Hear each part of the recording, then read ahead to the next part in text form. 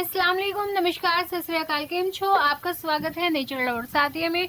तो friends, video शुरू करने से पहले हमारे नेचर लवर सादिया को लाइक, सब्सक्राइब, शेयर और कमेंट्स करना ना भूलें और कमेंट करके बताएं कि आपको हमारी ये वीडियो कैसी लगी है। तो फ्रेंड, आज हम बात कर रहे हैं कॉटन प्लांट के बारे में। कॉटन प्लांट किसी मॉडर्न आर्ट कलाकार के पेंट ब्रश के खूबसूरत और बेपरवाह स्ट्रोक जैसा कन्वेंस लिए कॉटन के पत्ते किसी भी घर या गार्डन की शोभा को कई गुना बढ़ा सकते हैं।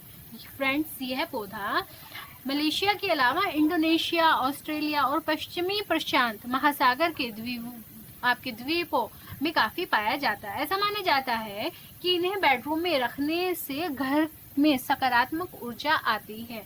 कॉटन के पौधे में हवा को शुद्ध करने की अद्भुत क्षमता होती है और यह हवा में मौजूद हानिकारक तत्वों को सोख लेता है। कॉटन प्लांट का आकार कैसा होता है? गमले में ये 2 से 4 फीट तक रह जाता है और जमीन पर लगाने पर यह पौधा कुछ सालों में 5 से 6 फीट तक बड़ा हो जाता है। लेकिन हमने फ्रेंड्स ये अपना पौधा गमले में लगा रखा है तो ये 2 से 4 फीट तक आराम से चल जाता है। पत्तियों का आकार अलग अलग किस्मों में अलग अलग होता है। कुछ में बहुत पतली होती हैं जैसे कि आप देख रहे हो, कुछ में हथेली जैसी होती हैं और कुछ में बड़े आकार की पत्तियां होती हैं। फ्रेंड्स, कॉटन प्लांट की किस्में बहुत ज़्यादा होती हैं। कॉटन पत्तियां उम्र में बढ़ने के साथ साथ अपना रंग बदलती हैं। नई पत्तियों में मुख्य रूप से पीले व हरे रंग की होती हैं और वयस्क लाल व गुलाबी में बदल जाती हैं। इसकी लोकप्रिय किस्मों में Apple leaf, Bravo, gold finger, gold moon, Petra जैसी होती हैं। और फ्रेंड्स, आपको ये लेने में कोई प्रॉब्लम नहीं होगी। ये वाला पौधा आपकी जो आसपास नर्सरी होंगी आप उसमें ये पौधा आसानी से मिल जाता है। अगर वहाँ नहीं मिलता है तो इसके अलावा आप ऑनलाइन कॉटन ऑर्डर भी मंगा सकते हैं। ठीक है, ऑर्डर करके आप कॉटन प्लांट्स मंगा सकते हैं।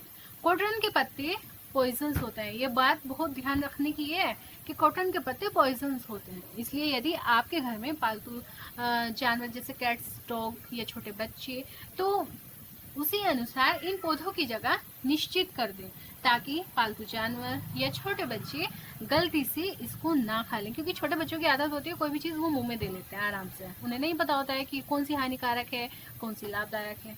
कॉटन की केयर कैसे करनी चाहिए? कॉटन की देखभाल में कुछ ज़्यादा ऐसी बातें ध्यान में नहीं रखनी है कि इनके बहुत ज़्यादा बातें हैं कि इनकी केयरिंग हमें किस प्रकार से करनी है, तो इनकी आसानी से हो जाती है। इन्हें इनडायरेक्ट ब्राइट सनलाइट, कॉटन के उत्तर भारत के लू वाले महीने में सूखने का प्रमुख कारण ह्यूमिडिटी का होना होता है। और इनका प्रकाश कैसा होता है? इन्हें प्रकाश कैसा चाहिए होता है? आपका घर, लान या बालकनी का वो स्थान जहाँ सबसे ब्राइट लाइट आती हो वो कॉटन के लिए आप आरक्षित कर दीजिए। यह प्रकाश की उपस्थिति में अच्छा विकास करते हैं, इसलिए डायरेक्ट सनलाइट में इनको चलेगा। ठीक है, और ब्राइट इनडायरेक्ट लाइट से भी अच्छा रहेगा। लेकिन यदि आपने इसे कम रोशनी वाली जगह पर रख दिया तो इसकी पत्तियां पुअर क्वालिटी की हो जाएंगी। मतलब इसकी पत्तियां मुरझाई हुई हो जाएंगी और इनका जो कलर है वो डल हो जाएगा, मतलब फीका पड़ जाएगा। 5 से 6 ये जो कॉटन के सूखने का प्रमुख कारण ओवर वाटरिंग का होता है। आपको यह ध्यान रखना होगा कि अपने प्लांट डायरी में ये लिख लीजिए कि कॉटन को ज़्यादा पानी से नफरत होती है, इन्हें ज़्यादा पानी नहीं दिया जाता है। इसकी पत्तियां अगर मुरझाकर गिरने लगे तो तुरंत देखिए कि कहीं आप रोजाना लगातार पानी तो नहीं दिए जा रहे हो जो मिट्टी में रुका हुआ है। ये कॉटन का इशारा है कि उसे ओवर वाटरिंग की जा रही है। तो आपको सबसे ज्यादा बस ध्यान में ये बात रखें कि इन्हें ज्यादा ओवर वाटरिंग ना करें, इन्हें कम से कम पानी दें। जब ऊपरी सतह थोड़ी सूखी लगे तब इन्हें आप पानी दें। जब आपको दिखे कि इसकी जो सॉइल, इसकी जो मिट्टी है वो बहुत ज़्यादा ड्राई हो रही है तो आप इसको जब ही पानी दें, नहीं तो आप इसको ज़्यादा पानी पे पानी मत दें। इसका जो अब हम बात करते हैं इसके तापमान के बारे में। कॉटन के लिए आदर्श तापमान 20 से 30 डिग्री सेल्सियस का होता है। ठीक है, और अब हम बात करते हैं इसका गमला कैसा होता है। गमले में होल पर्याप्त मात्रा में हो ताकि एक्स्ट्रा पानी नीचे से निकल जाए। सॉइल से कॉटन की जड़ें खराब हो जाती हैं। आपको हम बताते हैं कि अभी हमने बताया होल। होल का मतलब ये है कि आपका जो गमला है, गमले की जो नीचे तली होती है, तली के जो बीच सेंटर में एक होल होता है, मतलब एक छिद्र होता है। छिद्र होने का मतलब यह है कि उसमें एक्स्ट्रा पानी ना रह पाए, सिर्फ उतना ही पानी रह पाए जितना पौधा अपने आप को एब्जॉर्ब करता है उसमें, और ज़्यादा जो पानी होता है वो आउट होता रहे। ठीक है, तो आपको गमला ऐसा ही लेना है जिसमें बीच में होल हो। अब हम बात करते हैं इसके खाद के बारे में। अपनी चटक और रंग बिरंगी पत्तियों को खूबसूरत बनाए रखने के लिए इसे जाड़े के अलावा खूब पोषक तत्वों की आवश्यकता रहती है। महीने में एक बार कॉटन को लिक्विड फर्टिलाइजर देना जरूरी होता है। इसके लिए आप घर पर ही लिक्विड फर्टिलाइजर बना सकते हैं बड़ी आसानी से। ठीक है, जब भी पौधे को खाद देना हो, जब भी आपको पौधे को खाद देना हो, पौधे को कुछ समय पूर्व पर्याप्त रूप से पानी दें ताकि जड़ व मिट्टी मॉइस्ट हो जाए, मतलब थोड़ी फुली फुली सी हो जाए।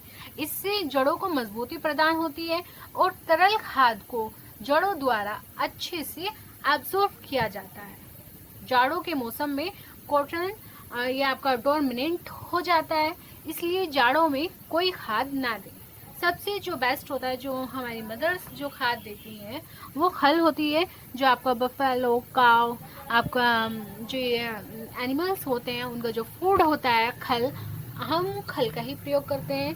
खल आप अगर आप खल का खाद देना चाहते हैं तो खल को 1 नाइट भिगो लें और 1 नाइट के बाद आप अर्ली मॉर्निंग थोड़ा थोड़ा करके पर्याप्त गमलों में आप डाल दें। डालने के बाद उसमें थोड़ा सा उसे ना 1-2 मिनट बाद उसमें खुरपी चला दें। जो खुरपी होती है, खुरपी चलाने से ये होगा कि वो जो खल है वो आपका अंदर तक जड़ों में मैश हो जाएगी, है ना, और मैश होने के बाद उसमें जड़ों में अच्छे से मिल जाएगी। तो सबसे बेस्ट इसे खल का खाद होता है। ठीक है, और आप हमारा प्लांट देख सकते हैं कितना खूबसूरत से चल रहा है। और हमने बताया कि ये जो 2 कलरों में डिफाइन होता है, येलो और ग्रीन। और आप देख सकते हैं कि इसमें ये जैसे आपके बैलून्स होते हैं, बैलून में एक मतलब छींटे सी होती हैं, तो इसमें भी एक यही कलर का कॉम्बिनेशन सा है कि ग्रीन में येलो की छींटे सी होती हैं और येलो में ग्रीन की छींटे सी होती हैं। तो हमारा आपको प्लांट कैसा लगा, तो आप हमें यह ज़रूर कमेंट करके बताना कि आपको यह जानकारी कैसी लगी। हमें कमेंट में ज़रूर करके बताना, और नीचे दिए गए लिंक बटन को ज़रूर दबाएं और हमारे चैनल को अच्छे से सब्सक्राइब कर दें और कमेंट करके बताएं कि हमारा पौधा आपको कैसा लग रहा है, और ताकि हम आपको नए नए प्लांट्स पर वीडियो बनाते रहें और आपको बताते रहें कि हमारे घर में जो बहुत सारे प्लांट्स हैं वो कैसे कैसे हैं, उनकी केयरिंग कैसे कैसे की जाती है, और उसमें क्या क्या खाद यूज़ होती है, और कौन से प्लांट को कब यूज़ किया जाता है, और कौन से प्लांट को हमें कैसे रखना है, उसे हमें ओवर वाटरिंग करनी चाहिए या हमें मतलब नॉर्मल वाटरिंग करनी चाहिए। कुछ प्लांट ऐसे होते हैं जिनमें बहुत ज़्यादा पानी दिया जाता है। तो हम आपको आगे नई वीडियो में अब हम आपको यही बताने वाले हैं कि कौन से प्लांट में ज़्यादा वाटरिंग की जाती है। तो हमारे नेचर लवर साथियों को प्लीज़ लाइक, शेयर, सब्सक्राइब करना ना भूलें और कमेंट्स करके बताते रहें, क्योंकि अच्छा लगता रहता है कि हमें कमेंट्स आती रहती है हमारे प्लांट्स पर कि आपको हमारे प्लांट्स कैसे लगते हैं।